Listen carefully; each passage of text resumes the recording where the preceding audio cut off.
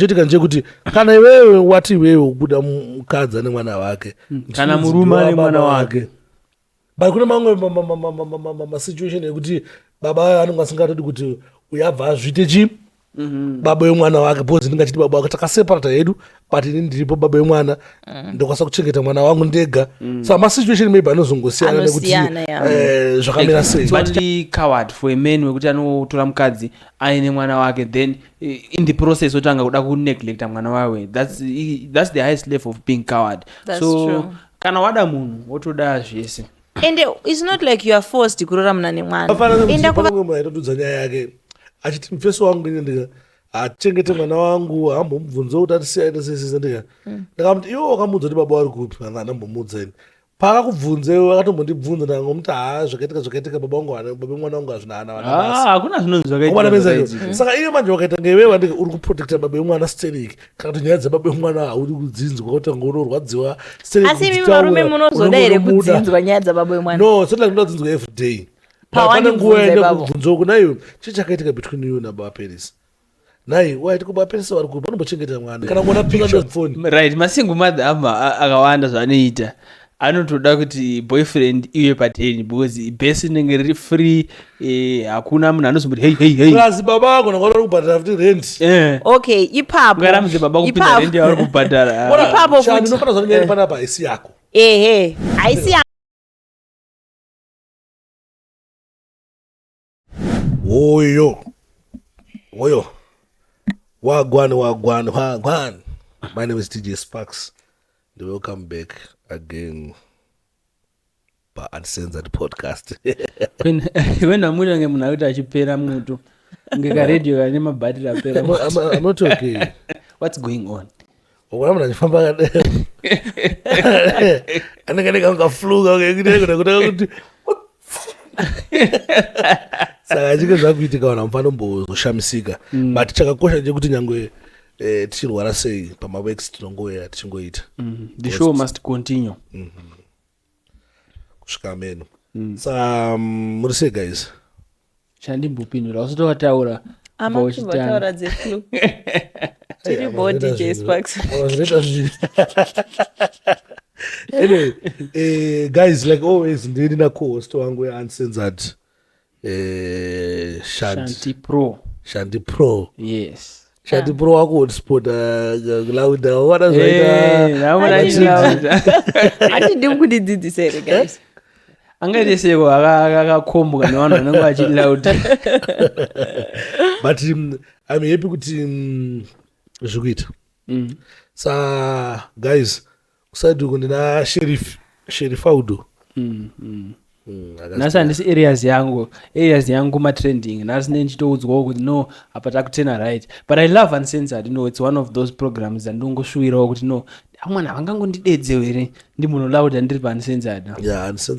The hottest podcast in the nation right now. Saka guys ndine matopic andakanyora pasi panapa ndine nyaya yekundinetsa ndachiti ndakarara zvangu apa pandichirwa neflu ndine nyaya yachindinetse papa kuti zvino kana uchinge uine mukadzi wako andika mukadzi wake ane mwana wake anokwanisa here kutsomera mari yeschool fees kana kutsamwira mari yeschool fees kana kuti ndipe kudhimanda mari yeschool fees mira tikuti warora mukadzi andi angaine mwana from elsewhere then iwe wazomuroora utanga kunetsera mari yeschool fees yemwana uyu unetsera mari yehembe yeah I think timatakatambonzwa rashandi ngatange nana madam ndine mwana unokwanisa kuti warorwa nasheriff ubotanga kuti sheriff ndipe mari yeschool fees mwana wangu atodzingwa izvizvi you don't even care about the child unokwanisa kuzvitaura zvinhu izvi kana unocool down okay kana ini ndine mwana asiri wemarriage yangu yandinayo nasheriff I don't think I must demand because sheriff ana connection nemwana uyu ndofana kutodimanda kuna baby dead ukana ine mboko pane maybe akafa alright kana kuti itoriko dziriko mboko kunze uku usade kuuraya vanhu vapenyu kunzoku dziri komboko kunzoku. I think kana mwana asiri wangu naSherif, mwana ari wangu ndega, I must not demand. The reason being, mukudimanda ndakuitonge ndakutokupa response, ndakutokupa mumwe mutoro. Ndikufanira kuuya as a wife anonzwisisa. Charity case. Apa tikazvagara zviripo chiti handi zvakaita settlement rikuorere kuti kana uchingochindida vanondida ini nemwana wangu, unondida tese nemwana wangu. But nini zvangu? Continue kuitangwa pedza. Okay, so ini ndofanira kuuya kwauri ndiri hambo. Semunhu ari kumbira mwana uyu asi wako. Mwana uyu anofanira kunge asitori mulife medu. Tofanira kunge tori pa00. But because of some things zvakaitika mumashure mwana aripo. So I don't think you have to demand semukadzi. Nofanira sei? Semukadzi kumbira. Ende munhu iye kana akatongoti andina. You have to understand. Ufanira kutsamwa. Saka mwana urege kuenda kuchikoro. Kwete kuti mwana uregedze kuenda kuchikoro. Maybe what? Zviri nani kuti mwana asaende kuchikoro pane kudemand. Ndokwanisa kudemand, hongondinyima still. But pakademand pakamboshandiswa kaforce warume anonzwisisa. Do you know kuti pane kana kuti shamwari wana kaiwa usikuenda kutombo kunyima. Ndakutombo kunyima panapa. Unaona asinoona uzohurirwa though.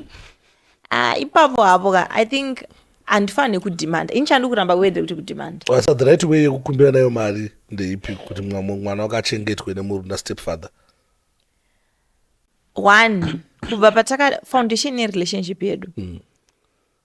Because inini pekutanga ndakudzoti ndonzi my Paris. And that's me. You are close yet Paris ariko. So ndakazokuti plus munhu anotombokubvunzawo kuti for example une boyfriend, you are a single mother. Munhu anotombokubvunzawo kuti ari sei mwana. Amuka sei mwana. Pane mwe munhu utanongokurakidza care. Nyango ari kwaari koko. But wona kashandi chinjia chimaita chine chakaita chine. Chinhu chekuti nyaya itangoita ndechiti maybe mukadzi akuda help kuna stepfather. But stepfather ngwana mwana wawo anangaida kuwana treatment yakakwana samai na mai iwo ndio mai varipo. Saka haisine kuti side one. Tofanira kuonesana kuti boys ini ndine mwana wangu, kana Sherif mwana wakewo, iwe ni mwana wako. Mwana wangu ini ndingachenda kutora iwewe. Anofanira ngaona mai. Anogona meze pauri.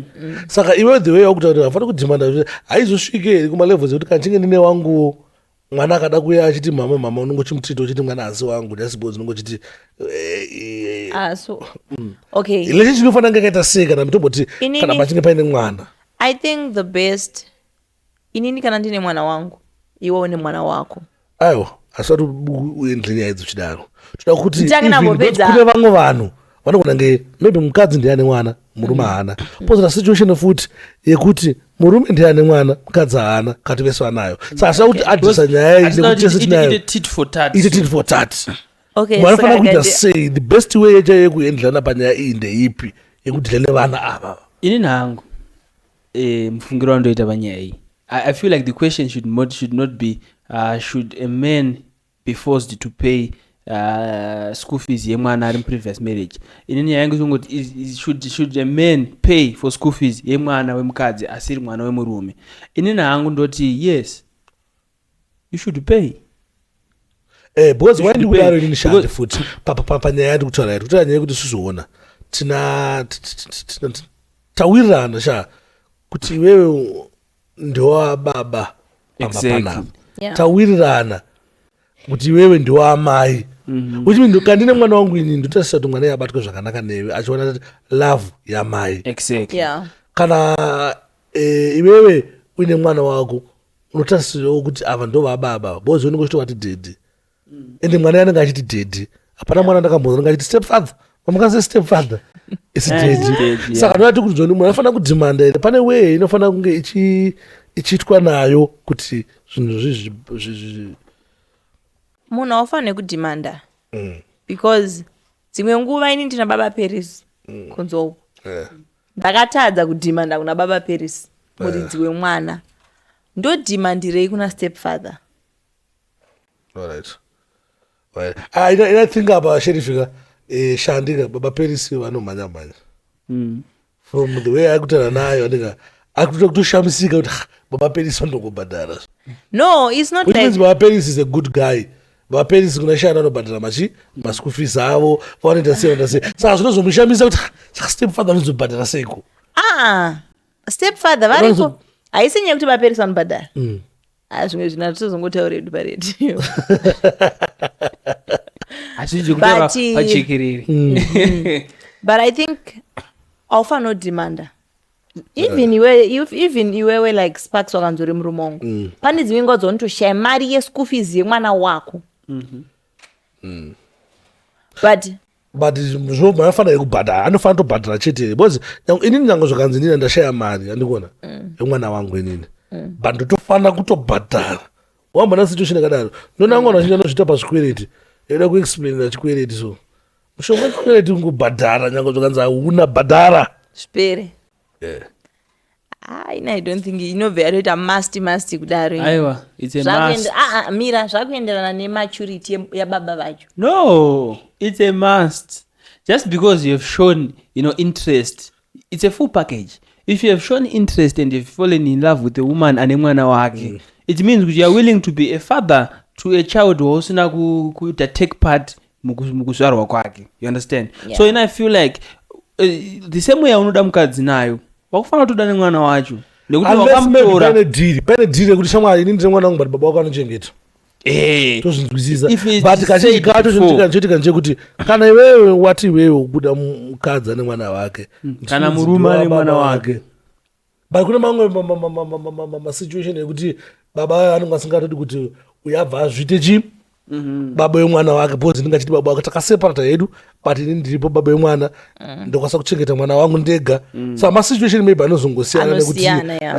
zvakamira sei but chandoziva nchekuti baba vanenge varipo vari paground pane zvimwe zvinhu zvinotongova chiripo ripotyo anofanira kutomira sekunge ari kumirira mwana wake and I always get ndotangata maproblem nemurume anenge akaroora mukadzi achiziva kuti ane mwana wake and then when it comes to caring for that child murume weyo otanga kuti inini hamwana makutonichengetesa mwana asira kuti vange zvakauya zvizviri problem nevakadzi anotoenda achizoti murume weyo ane vana vake but wasvika ipapo kufevhera vana wako kuda kuti chichichoiziya kana muchinge waenda iweyo kune mane mwana wake ngatizomunzwa comment section kuti proper way yekuhandla nyaya iyi ndeipi but chandofunga ndekuti kana uchinge wati iwewe unoda shandi unofanira kuda shandi naParis because shandi naParis ipackage hauti iwewe ndikuda zvimwe ndosiya zvimwe hakuna machoice akadaro and I had a friend aigara in that household yakadaro yekuti anenge ari mwana wamai asi asiri mwana wababa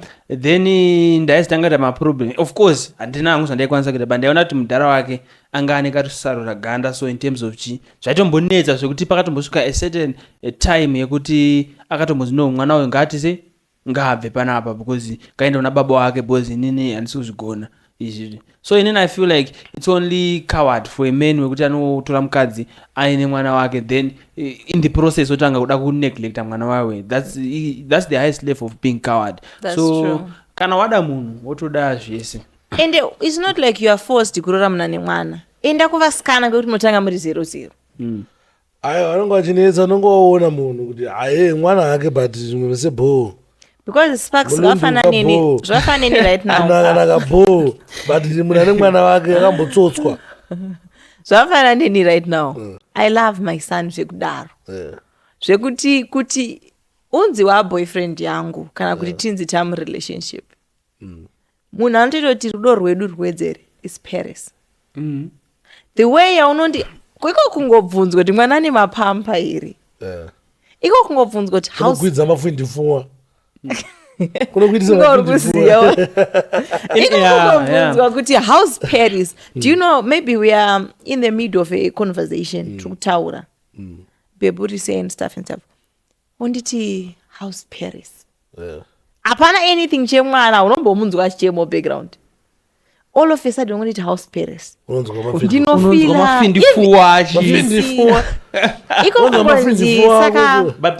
iko kungodzi saka mwana ane porridge because my son is 2 under porridge under mapampa under masnakes it's not like his father avako vatoriko baperisa tuchingita mwana iko kungodzi mwana ari kudei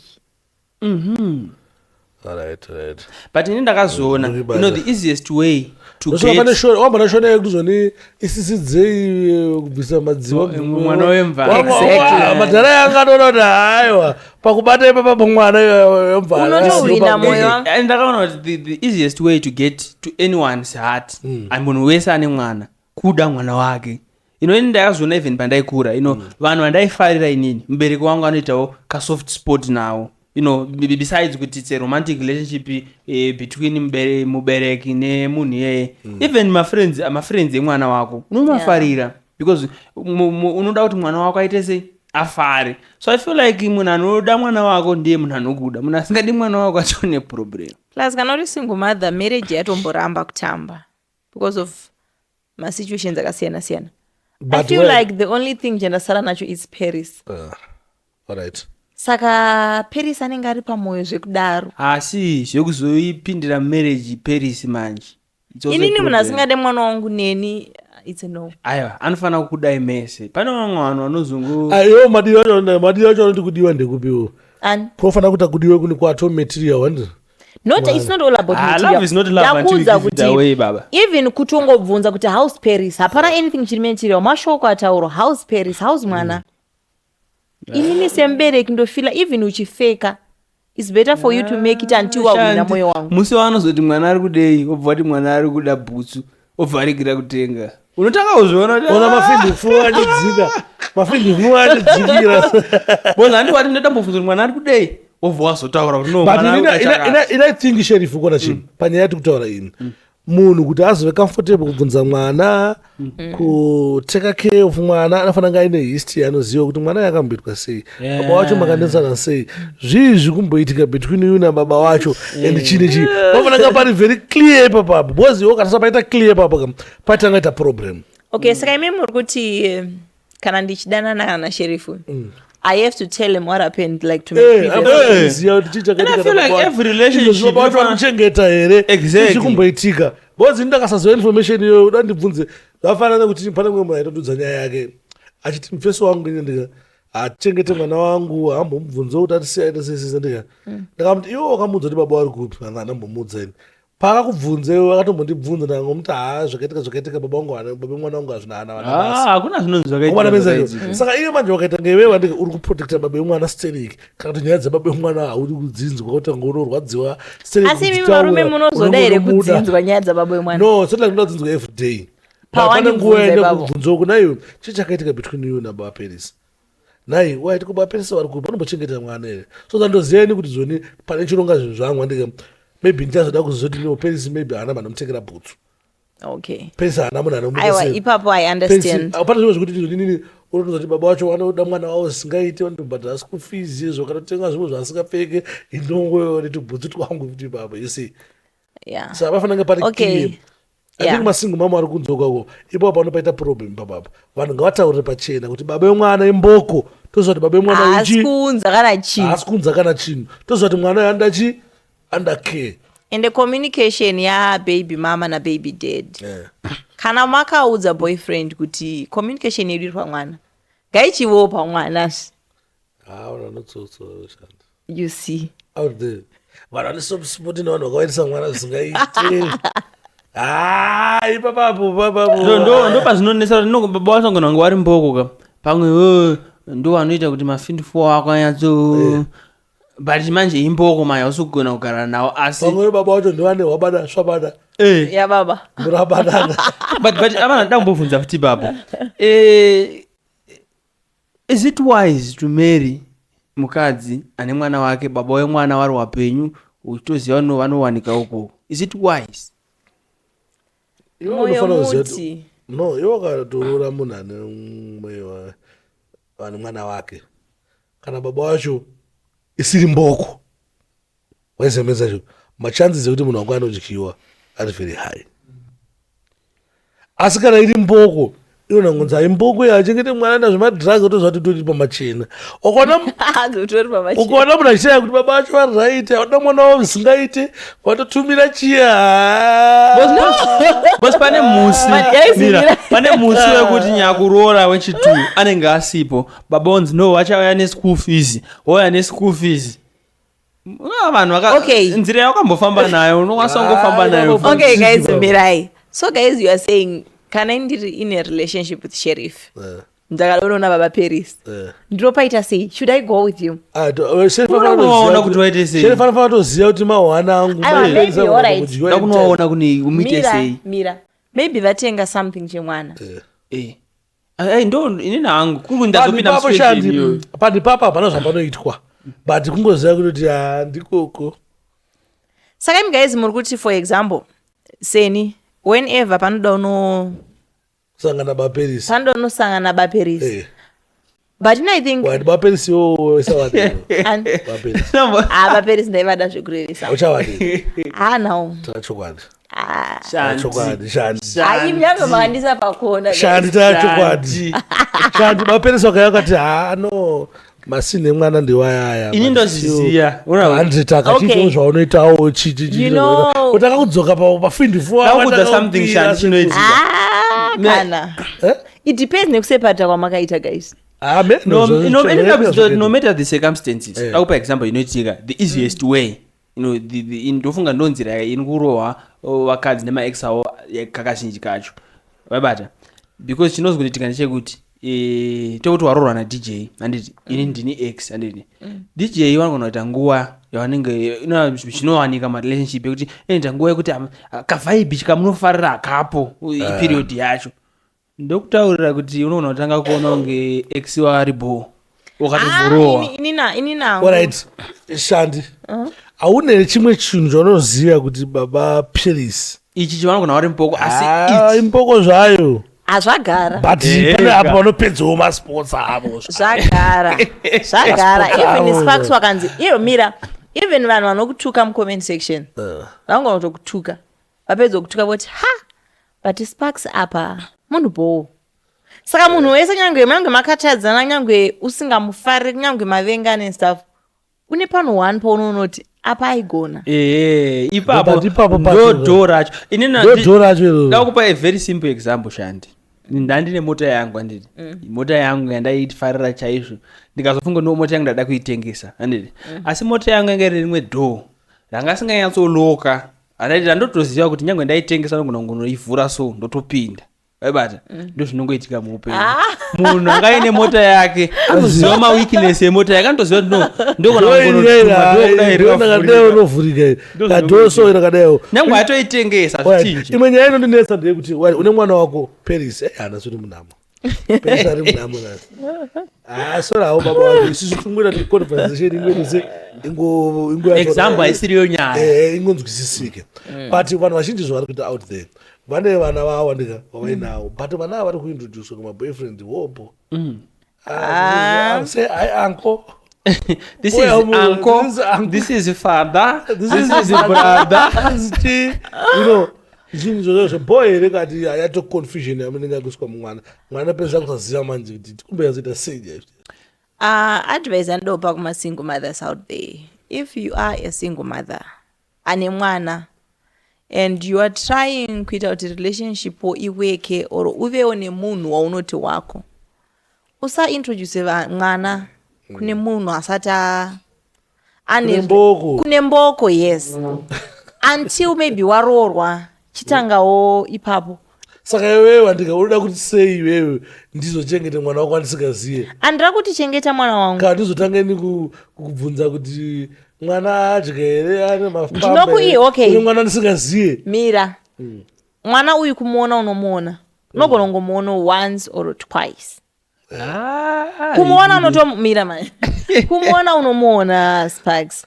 But it's not like mwana wangu antokuti hello daddy. That's never going to happen. No, inzoka pa unaintroduce mwana wako. Maybe pa chamuona, maybe we are going out. Count uneko rodo ndiperekedza. Ndoda kuenda nechi ne mwana. Ndinomdindiana. That's my friend. But jika unoza tu vana. No, we might think the children at Mira, Paris, that's my friend. Kala kungoti iwe mwana mdiki vanadika vanafunga dzavasadza kushanda zvokuenda kuri. Unless kana mwana wako akura. Wokutara pa example mwana wako chete. All right. Tungoshandisa to Paris example ini but tutoda kubva tabata ma age ese. Tomboti mwana wako ana wako pangato grade 7. Tomboti a grade 7.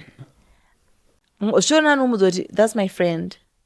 Oh, that's an old friend of mine. Friend ya mama. Ishamwa, zvitora kushamwari ya mama. Mchikisana apa pa. Tinenge chikisirana chipamberi pemwana.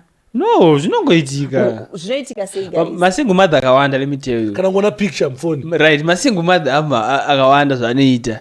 Anotoda kuti boyfriend iwe pateni because base inenge riri free, hakuna munhu anozomuti hey. Plus baba vako ngavara kubhadhara futi rent. Okay, ipapo. Ngaramudze baba kupinda rent yavari kubhadhara. Ipapo futi. Ndinofana zvanyanya panapa haisi yako. Haisi yangu ndinotaura on behalf of other people. Kana uri single mother uchigara mu one room nevana. Tuchaitso 3. Kana full house. Baby wada kuenda hazo majera mazese kahagi. Okay, masingle. Ova ngobudikira mwana tota. Amaokisana friend yake. Saka anodzi mwana. Masingle mothers, it's better kuenda kumba kwema boyfriends or somewhere else. Uku ndoku base, ndokwati kubhadhara. Ndo zvatiri kutoramba zvebase. I have to protect my kids by all means. But protecting your kids from your lover. Lava yakazobamba pamberi apa. Ma relationship mangani. No, everyone will be hopeful. Panguva inenge yazvinenge zvichifamba. Yekuzvibhadhara rendi yake. Yokutira zvima necapacity yekuzvibhadhara rendi yake. No, iwe alright Sparks. Iwe ndiwe baba vemwana wangu. Wonzwa mwana achiya kanomba kwako.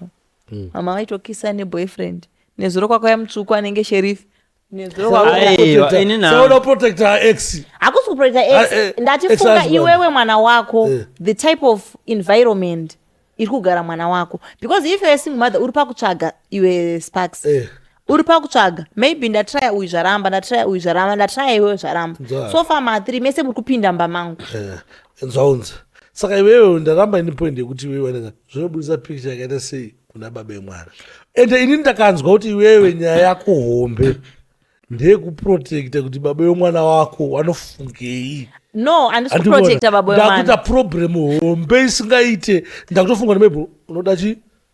Because saka iwewe makarambirana chii kana uchimuprotecta? Handisi kumuprotecta. Kauda kuti asanzwe kuti zvoni mwana ndazomboenda kumba kwandobhadhara reni. Once ini ndapinza maboyfriends hobo, une right yekutorera. Tumbotora 1 zvotopfuura gore ndozvatorambawo. Next time woita mumwewo kwete zvokuti uri kumbohura. No, hausi kuhura. Shandi. Watoita relationship yako na Zigo. Andika. Relationship iyi andika yobva yaramba kushanda maybe after 1 year. Ukunzwa. Kobva kwauya wani angosend. Wobva waita relationship yako mwana azvona kuti mama wangu dana ningi pamwe mwana. Bozi chitika nchekudayo kana usina capacity single mama. Which means ndini ndiri kukubhadhara rent. Andika. Ndiri kubhadhara rent Zigo andika. Anofana kuzombouyawo. Pamwe chombosiyo hopeka pa 350 yake. Besides plus kana uine mwana baba unokudana naye achatongoda kuti nguunaona wacho bozi nini andinganzi ndine wana ndozi asuchazowaona wandiroda zvonzitengere wana machikenini wana ndisingaziye. Saka imi muri kusapota kuti masingle mothers apinze varume. Hatisi kusupport but confused you ndo comment section ini nangu my thoughts. Okay, chekutanga masingle mothers siyane nekuintroduce vana venyu kumaboyfriends, especially usarona relationship kwairi kuenda. That's number 1. Number 2, if you are a single mother usadepende nemari yemumwe munhu. You have something to do wega. Right. Kuti ndizokwanisa kupopotera boyfriend kuti mwana wangu azoshaya mapamba and stuff, iwe werakidzawo kuti uri kungoavha samai, you are doing something, kwete kudependa nekuomberera mumwe munhu maoko. Right. Mashoko makukuta ini nangu ino capacity unowa capacity. Single mother anofana kutozongosvika a point yaanointroducer boyfriend wake kuvana vake. But you know it only gets tricky if that single mother is dating multiple people. You know, kana achidata munhu one at a time, I'm sure kuti vana pavanokura will understand kuti no, my relationship anoitwa dzimwe nguva anoramba. Asi chakashata ndechekuti iwewe nhasi una John, mangwana una Peter, mangwana una Sam, mangwana unani. Bozi ona yo ma friends anopeza azowanda zvokutika mwana pesa confused kuti mama ma friends awakawanda. Bozi panapenda ma friends chayo unongochitamba nawo. Yeah. Kozoita mango. Sabuso anokuona uchikisa friend, maya anoti mama anokisa ma friends awo. Ma friends anokiswa ka. Ndavafuna ka video kanokona pa TikTok. Come on, I think she's about 4. Akati mama, do you have a boyfriend? So I mentioned yes, I have a boyfriend. Same. I also have a boyfriend. Right. Chifunga kuti mwana mudiki akutaura neni zvinhu zvakadaro. But example, inini dad wangu akashaya ndiri kuprimary. Then I think after 6-7 years mama wangu kubva wazororwa. Right. Nadad vangu for now. Ndakada kuudza kuti mama vangu nadad vangu vakadanana for 2 years. Anobva ndamboona kumba kwedu. Not even once. Taingoziva kuti mama ndo vanobuda. Right. And that's true. Ivo ndo vaibuda ndo vaienda. Dad vangu haunombobvira vapinda mba medu until day ravakaroora. Ndo rakava day rekutanga kusiya hope mba medu. Saka why zviri kuzotadzikwa nemasingle mothers age? Special case. Yes, vanga vane capacity vaishanda. Vane capacity. Saka why masingle mothers ari kunze kwari kuzvitadza? Ndakada kuudza kuti they dated for 2 years. Taingoziva kuti yes, mama vane friend yavari kufambidzana nayo. School fees yedu aitobhadhara. Everything mumba aitoita. That guy.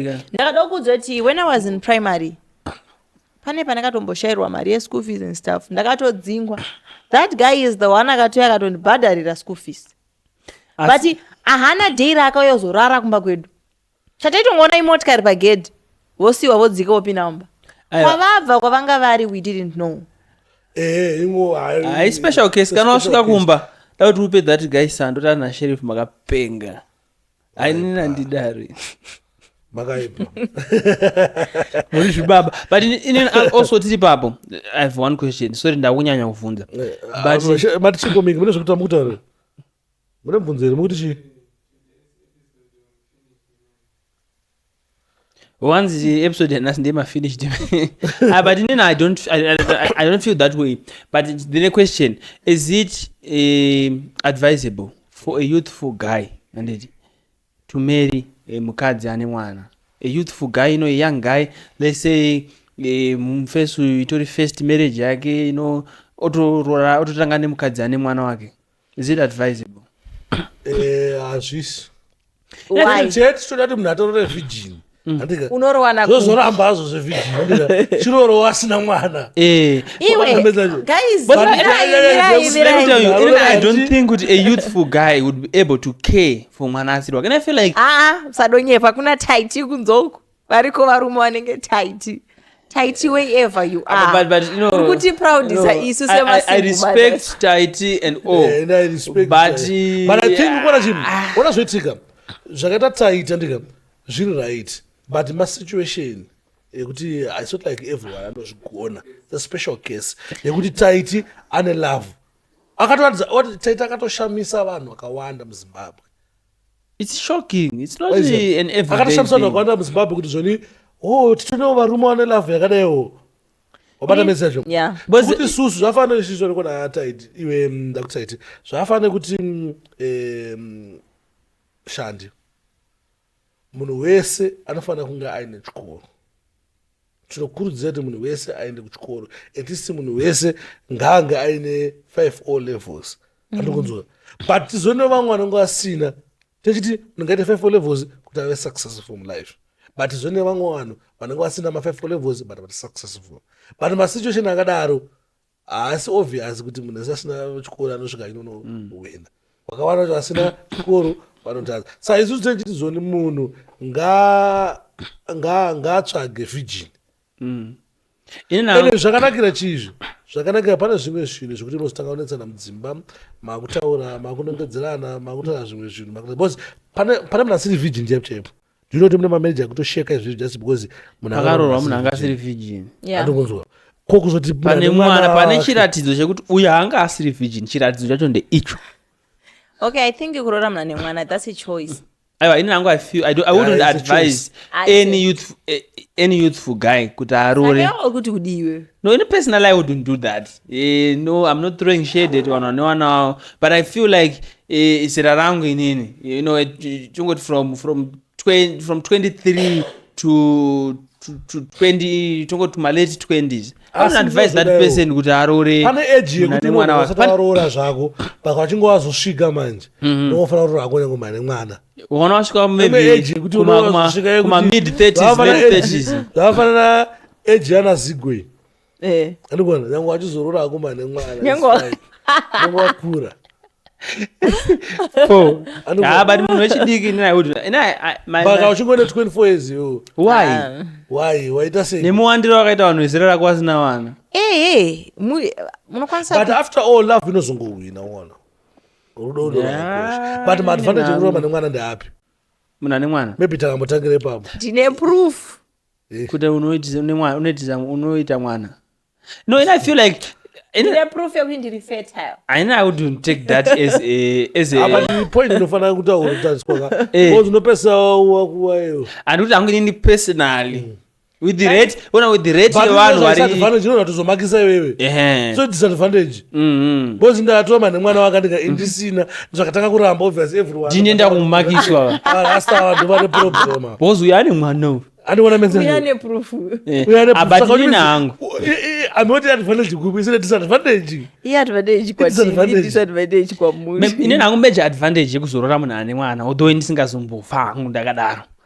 you never know no this life you never know first marriage no first marriage is the second if I get a second chance baba andikuona izvo zvine makore mangani 22 watopusha 25 30 usitorina kurora ine zvafana nini ina want to marry ndaturi kuma 28 uko obva washaya kurora obva wazokuti ende futi kanobva warasiswa ona todai nemunhu yobva rasiswa batomitiswa namiki ndobva ndamurora no obva wasiya kurora but obva wasviba mwoyo obva wapusha mamwe magore 3 watomu 32 but ine ndakadzidza hangu ichi chokwadi chekuoreswa mwoyo munhu wangana unga achida kurora ane 23 obva aoreswa mwoyo obva no tichazorora 28 obva aoreswa mwoyo asvika 40 but major advantage yekurora mukadzi ane mwana wake is anenge ane experience yekuchengeta vana you can nyatsotel especially unoona from mwana wake kuti ari kugona here kuchengeta mwana no pana umwe asingatogone kuchengeta vana unobva wagara waziva kuti mwana angonakira kuti anenge ane experience panyaya dzebonde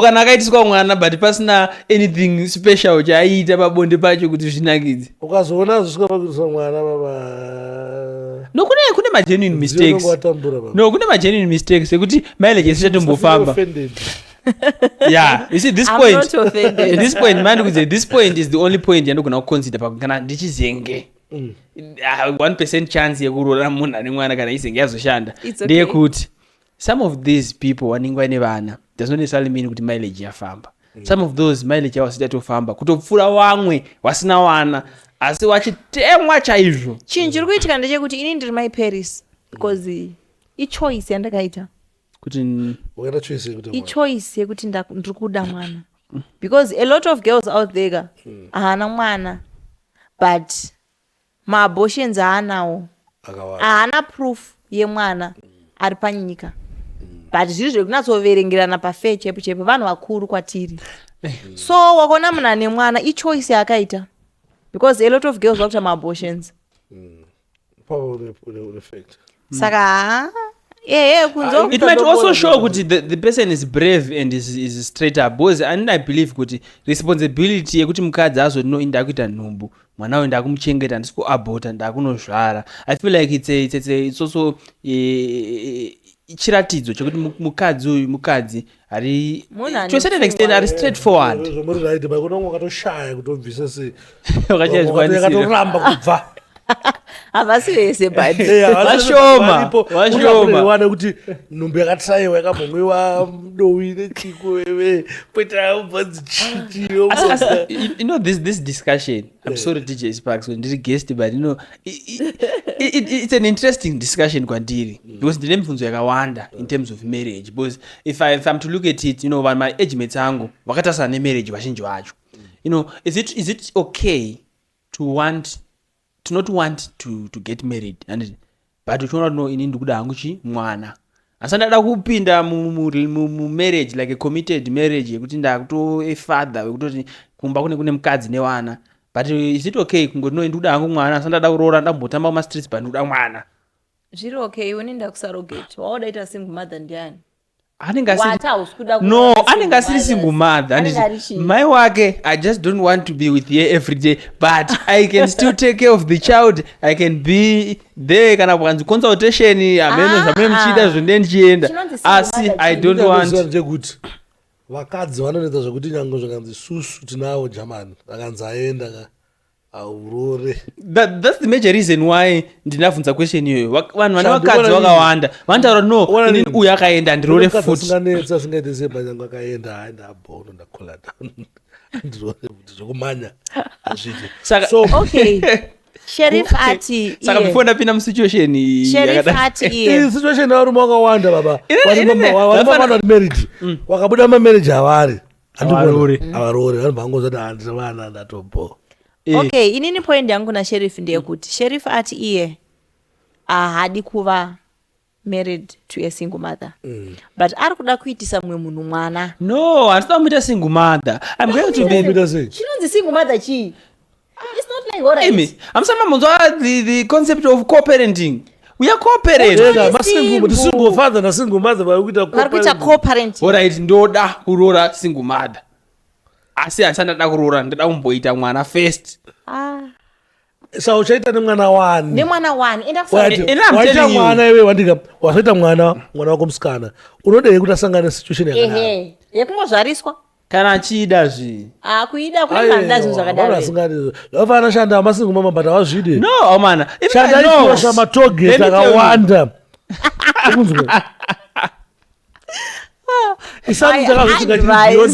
Inini ndakudzai DJ.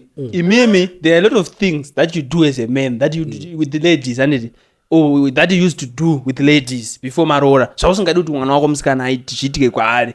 So don't try to inini amana formula yangu njefamba nayo. I'm going to have kids. After I have kids I will decide after if I want to be in a committed marriage or I just want to be in the street njingoenda ndikuita. But wona unopesa wasangana zviba disadvantage azvo azvinazvo. Wanga uri mastreets unosangana nechirwere uye zvinopesa kutadzira Mwari. Zvakawanda zvakuitika because obviously wewe ngolinkokoka kolinko kweninge chitoda. That unopesa wakuta se wakuwanza mumastreets macho. It's better for you to be just committed to one person. Munhu anorowa nyange akaroora anongorowa. Aiwa no but wona level rekurova. Because yo ava kudena kuna zvibaba zvakaroora zvinongorowa. Apa kudena vana ari kukubvunza kuti nemanonikwa pinamba. Unokwanisa kutorara usiku. Manje problem. Sparks anonoka kusvika kumandobvunza kuti makupi. I think it in problem and but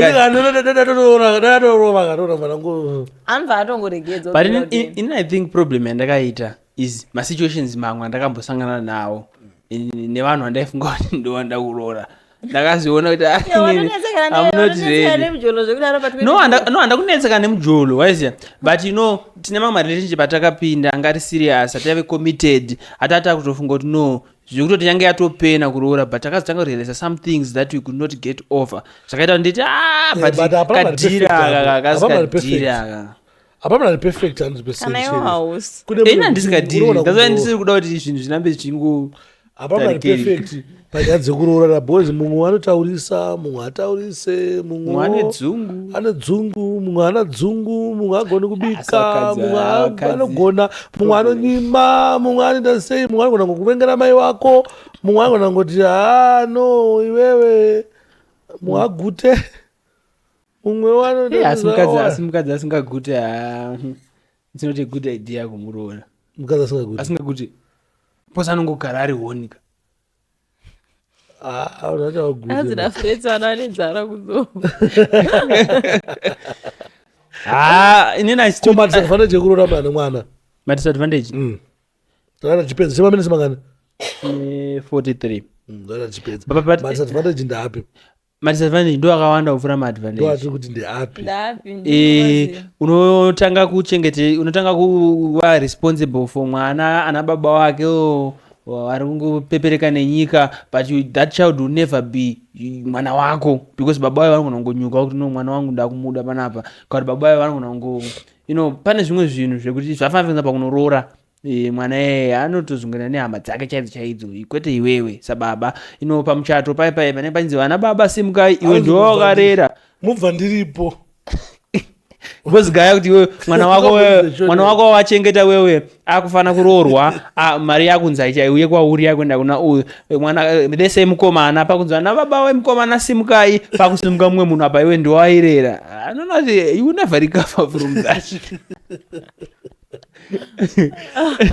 koma kwati imwewo ndeyekuti there always be a doubt pana mai wacho kuti kwana akadzokera kuna baba wemwana kana vari kurohwa zvimwe zvinhu zvinoramba zvirimo mupfungwa inonetsa kumezha kuti uchizive kuti marriage nemaresults inonetsa marriage ipyo yamai wacho chachekona imi vasikana mudano vasina vana marriage hapana proof yemarriage apa proof iripo mirai madoni proof bosi kuti pazoitwa mwana munhu yakatomborohwa kahopo kukanaka rikawani zvinoitika were you raped I wasn't raped ega chandi wakakrosa kutarget kawani marriage yacho kuona inokwanisa kungopuruvwa nyangwe nechimwana chodoko kuti zvinonetsa saka mirai guys muri kuti mileage handi makandimisa pawamisa vasikana venyu vasina vana what's the difference mileage yeiko inyaya kungoti indine proof yekuti alright it's fine kana zvakadaro chiite kuti masingle mother ndiwo ega ngaasava mavhijini vasikana venyu ngavachinge vari exactly that's the point but ungotaya kuti marriage ingori pachena everyone plus ona shandi saka iwe mileage yevasikana vamuda navo kunze inonetsa kakuti sekawandisika shandi yakawandisika seko atizive atizive shandi plus dakupa imwe very another disadvantage iri pachena that's why pamene anchiti no inini ndokwanisa kuroora single mother kana baba wemwana iyeyo akafa vari wapenyu I'll always to ndichazizungu siyanzani ex wemukadzi wangu acharamba arimo muupenyu hwangu haabvi because pane mwana ndichatozongosangana naye chete unangodyiwa nabaperisi kana asikana baba wemwana wakafa hauite pisi because pano kunonzi no pane mari yeschool fees yemwana yandoda kumupa aenda ndongosara ndine stress alright inini nabaperisi tinocommunicate because we have we communicate because tine mwana tese regular iwewe wandirora we are staying together and anything chine chekuita nekuchengeta mwana ndokuinclude you see anything chine chekuita nekuita nabaperisi chese aya but mira ukatenga mota handiti would you be at peace kana munhu akutengesera mota akasara nemaspekis? Would you be at peace? No.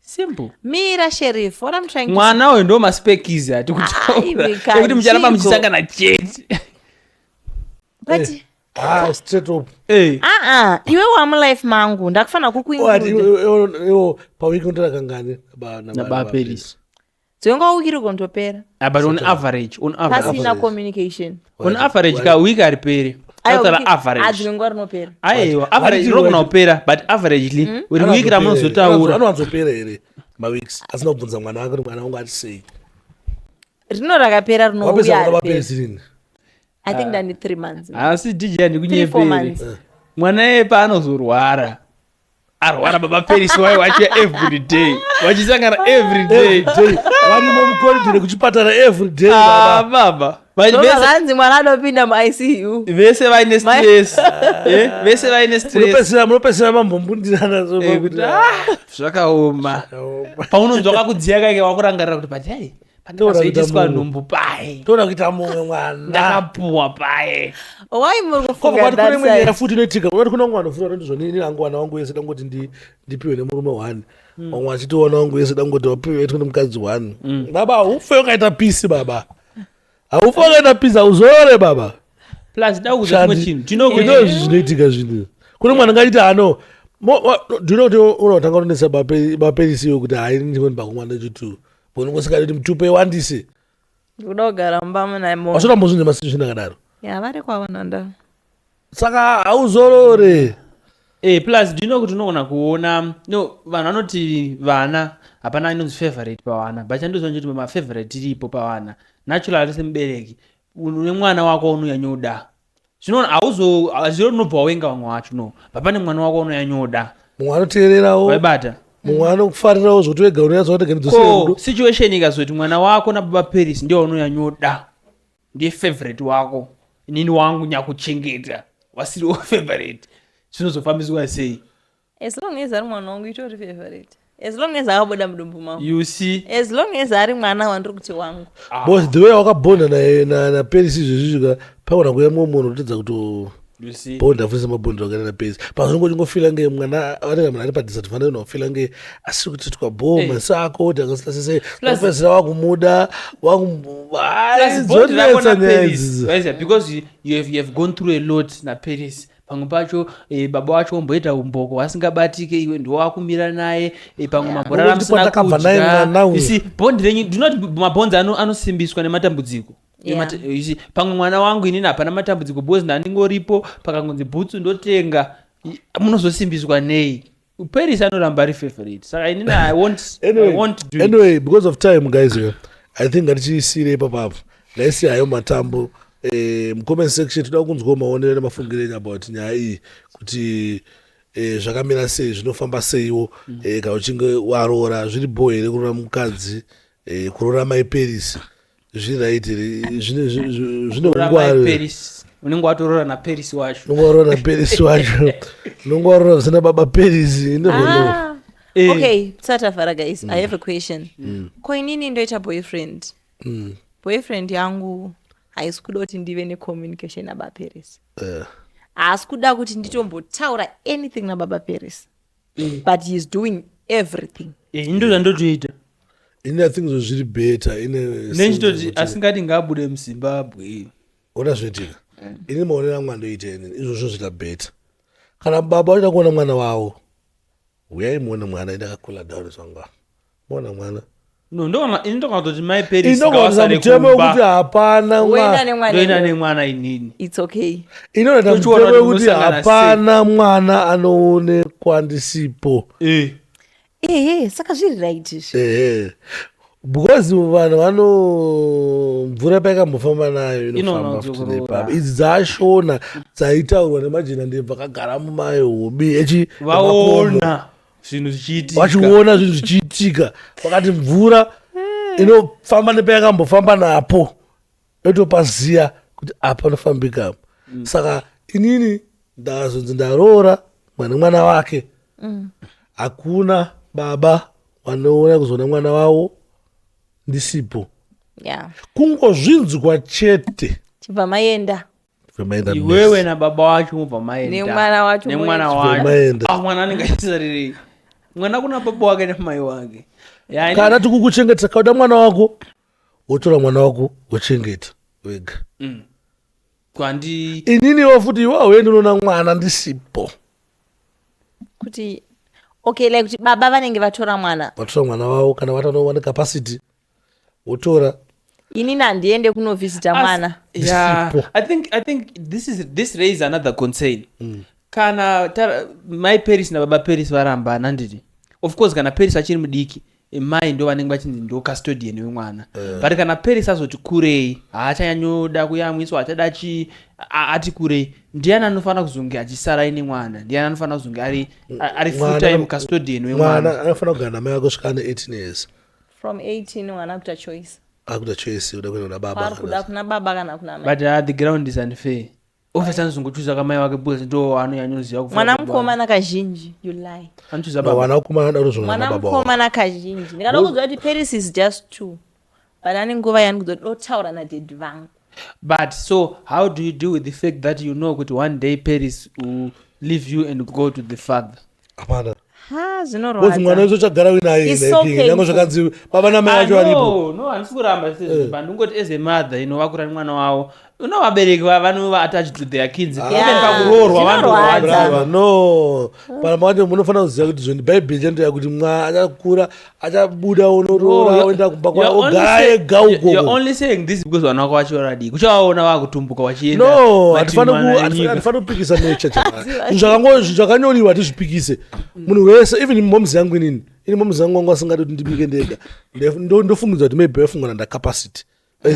Bozi ndinzi mwana atongokuronde neusimbe kuti zvekurima ndasingade kuti anze kana timbonokana kucleana kuseri kweli ndasingade, asi zvangu zvandoita zvaenda zviko. Saka waifunga kuti munhu ana capacity zvake, saka waisada kuti ndiite ndienda I understand.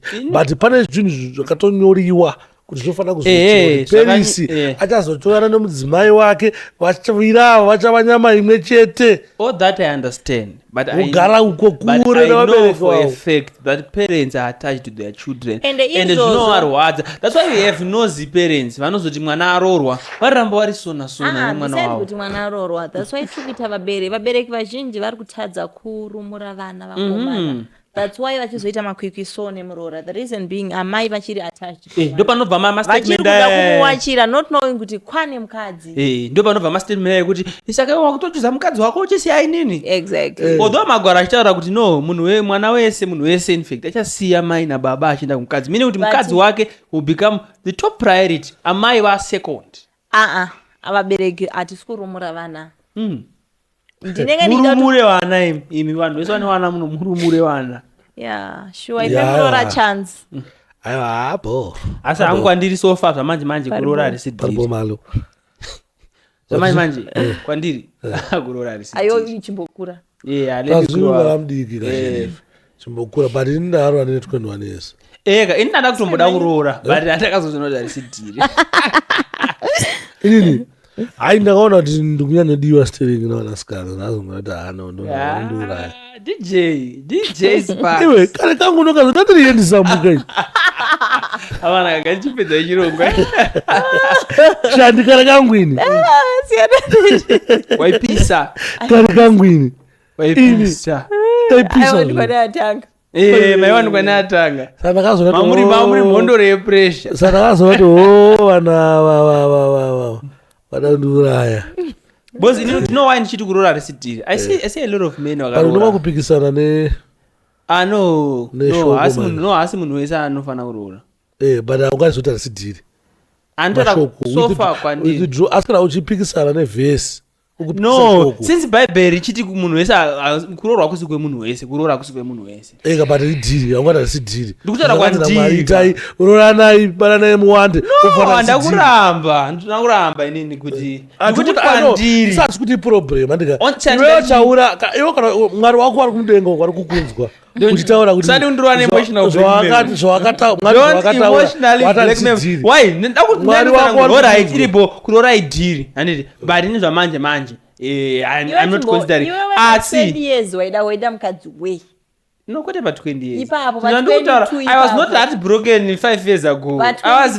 The heartbreak is still fresh. Pa 22 years waimuda mukadzi wei no you know what Pauro anoti kana wakunzwa Pauro mandi kuti zvinotaura Pauro anoti kana wakunzwa mwiri wako wakusakutendera kugara wega unoita sei hapana makubhaibheri anotora makoreka kana mwiri wako wakusakutendera wanga wakusanditendera but ndakafiringidzwa mari wakazokutendera anyway guys izvezvi wakunditendera anyway guys thanks for coming. Thank you so much. My idea enyu I'm happy power enyu my ideas asi chete amana thank you mumbofana kupota muchinidedza pansenzati inoendoifarira kuti hazvina order tichingotaura zvatiri kuda tipota tichimukudaidza here especially madeza kutera ashana anenge asipo shanangana south africa muna enjoy aji birthday ndombosarawo nomboita sei nombogarawo nombotaurawo handeni chikurepresenta muso friday change tichienjoya nekucelebrata birthday rahanzva dzedu shandi but ndinoa kuti shandika ndizoti friday yacho anotogona kusazorekoda anything but happy birthday in advance ine ndofarira shandi zvekudaro shandi is one of my favorite co-host vandakamboshanda nawo she's a sister to me. I'm Paris's uncle. Uncle Sheriff. Thank you guys. Enjoy. But please Shandi ndandigara ndazvitaura paubva kuSouth Africa zvekuti ungafambira birthday rako we don't care. You should bring each and every one of us something. Ungangocrossa ungokwira ndege utazotikira anything man wese uri panapa. It's okay. Ndataura nyika yese ichinzwa. Ndani dagare kubicha. Anything, just bring anything. Chavanadza vanhu zvotaigirwa. Musikana angari happy. Musikana ndomwe zvizvi akutoronga kutoenda kubichi, umbopfeka umbopfeka bikini. Ndakamona achinhikirikina achiadvocate for panty nebra kubichi. So it's obvious achatopfeka bikini ku josa kubeach Andidaro, guys. chifurwa nemhepo inofanira kumbopinda pese machigezwa nemvura inomunyu. Anyway, thanks guys for watching, thanks for supporting. Don't forget to subscribe, like and share. Munongoenda pana DJ Spark ZW, mama subscribe, mama follower. Maenda pana Sheriff Zim, mama subscribe, mama follow. Zim cars. Then mama maenda mova maenda pana Shadi Pro. Then mama follower. Sheriff Zim cars. Why is it so unusual? Mama maenda pana Sparks Eloprane. Oh, Sparks Eloprane. No, I'm an automotive journalist. So as an automotive journalist, ndo basa rangu. So Sheriff Zim okay, cars. guys. On social media. Automotive journalist general. How many automotive journalists do you know? I know, I'm just joking. Otherwise, with that we are out. Thank you.